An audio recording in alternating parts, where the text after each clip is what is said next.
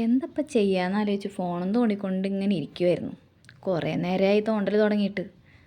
അപ്പോൾ കാണുന്നത് മുഴുവൻ ക്രോഷ്യ വീഡിയോ. അപ്പം പിന്നെ ഒന്നും നോക്കിയില്ല, ക്രോഷ്യ അങ്ങോട്ട് ചെയ്യാം.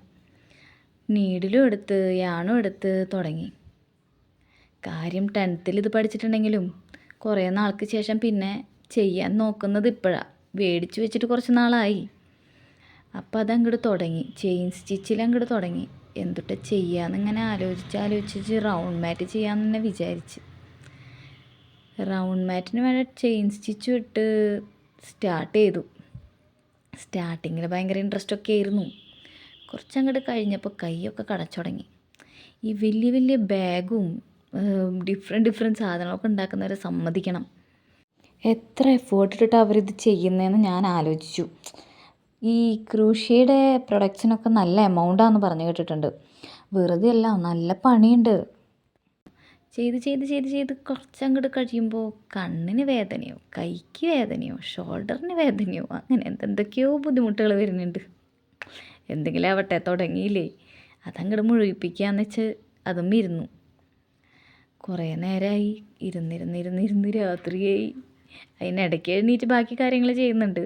ചെയ്ത് ഫൈനലി റൗണ്ട് മാറ്റ് ഞാൻ എത്തിച്ചു. കാര്യം വർക്ക് നമ്മൾ പഠിച്ച സമയത്ത് ആകെ ഈ ഒരേ ഒരു ചെയിൻ സ്റ്റിച്ച് മാത്രമേ പഠിപ്പിച്ചിട്ടുണ്ടായിരുന്നുള്ളൂ. പിന്നെ ഈ യൂട്യൂബിലെ ട്യൂട്ടോറിയൽസ് കുറച്ചിരുന്ന് കണ്ടായിരുന്നു. അപ്പോഴാണ് ഇത് പല മോഡലിൽ സ്റ്റിച്ച് ചെയ്യാമെന്നുള്ളത് ഞാൻ മനസ്സിലാക്കണത്, ഇത്രയും വർഷങ്ങൾക്ക് ഇപ്പുറം. ഏതായാലും അതൊക്കെ ഒന്ന് രണ്ടെണ്ണമൊക്കെ ഞാൻ ട്രൈ ചെയ്ത് നോക്കി. അപ്പം കുഴപ്പമില്ല, വർക്കാവുന്നുണ്ട്. ഇൻട്രസ്റ്റ് ഉണ്ടെങ്കിൽ നമുക്കിരുന്ന് ചെയ്യാം, നല്ല എളുപ്പമായിട്ടൊക്കെ തോന്നും. നാൾക്ക് ശേഷം നമ്മളിത് കംപ്ലീറ്റ് ചെയ്യാന്ന് പറയുമ്പോൾ നമുക്ക് തന്നെ ഒരു സെൽഫ് സാറ്റിസ്ഫാക്ഷൻ കിട്ടില്ലേ. പിന്നെ ചെയ്ത് കഴിഞ്ഞപ്പോൾ എനിക്ക് തോന്നി ഒന്ന് രണ്ട് നല്ല കളർ മേടിച്ചതിന് ശേഷം ട്രൈ ചെയ്ത് നോക്കിയാൽ മതിയായിരുന്നു. ഇതിപ്പോൾ കയ്യിലുള്ള ഒന്ന് രണ്ട് കളർ എൻ്റെ കയ്യിൽ ഉണ്ടായിരുന്നുള്ളൂ. അതിൽ ഇച്ചിരി ഭേദം എന്ന് തോന്നുന്ന ഒരു കളർ എടുത്താണ് ഞാൻ ചെയ്തത്. എന്നാലും വലിയ കുഴപ്പമില്ല അല്ലേ. അത് ചെയ്തു എങ്കിലും എനിക്ക് തോന്നി നല്ലൊരു കളേഴ്സ് 2-3 മേടിച്ചിട്ട് ചെയ്ത് നോക്കാമായിരുന്നു. കാര്യം ഇത് ചെയ്ത് കഴിഞ്ഞപ്പം ഇതിൽ നല്ല ഇൻട്രസ്റ്റ് ഉണ്ടെന്നേ. ഞാനിതിന് ശേഷം ഒരു മൊബൈൽ പൗച്ച് ട്രൈ ചെയ്തു. അത് പക്ഷേ അത്രയ്ക്ക് അങ്ങോട്ട് സക്സസ് ആയില്ല. എന്താ സംഭവിച്ചതെന്നൊന്നും അറിയില്ല, അതിൻ്റെ ഒരു ഭാഗം കൂടിപ്പോയി.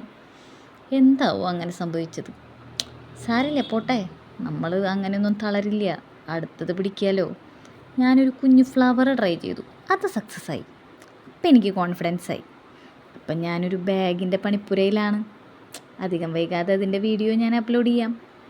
ഇപ്പോൾ ഇതെങ്ങനെയുണ്ടെന്നുള്ളത് നിങ്ങൾ എന്നെ അറിയിക്കണം.